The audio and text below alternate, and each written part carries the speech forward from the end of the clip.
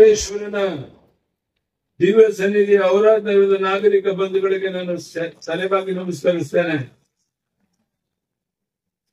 NDA ಅಭ್ಯರ್ಥಿ ಭಗವಂತ ಖೂಬಾ ಪರ ಮತಯಾಚಿಕೆ ನಾನು ಇಲ್ಲಿಗೆ ಬಂದಿದ್ದೇನೆ.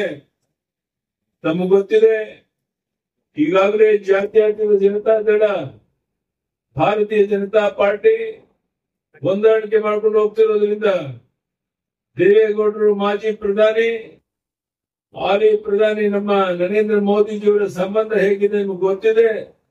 ಇವರೆಲ್ಲರ ಒಂದು ಆಶೀರ್ವಾದದಿಂದ ನಾನು ಹೇಳ್ತಾ ಇದ್ದೇನೆ, ಇವತ್ತು ಭವಿಷ್ಯ ಹೇಳ್ತಿಲ್ಲ, ವಾಸ್ತವಿಕ ಸ್ಥಿತಿ ಹೇಳ್ತೇನೆ. ರಾಜ್ಯದ ಉದ್ದಗಲಿಕ್ಕೆ ಸುತ್ತು ಬಂದಿದ್ದೇನೆ. 28ಕ್ಕೆ 28 ಲೋಕಸಭಾ ಕ್ಷೇತ್ರ ನಾವು ಗೆಲ್ಲಲಿದ್ದೇವೆ. ಇದನ್ನ ತಡೆಯೋದಕ್ಕೆ ಯಾವ ಶಕ್ತಿಯಿಂದ ಸಾಧ್ಯ ಇಲ್ಲ ಅನ್ನೋಂಥ ಮಾತನ್ನ ನಾನು ಈ ಸಂದರ್ಭದಲ್ಲಿ ಹೇಳ್ತಾ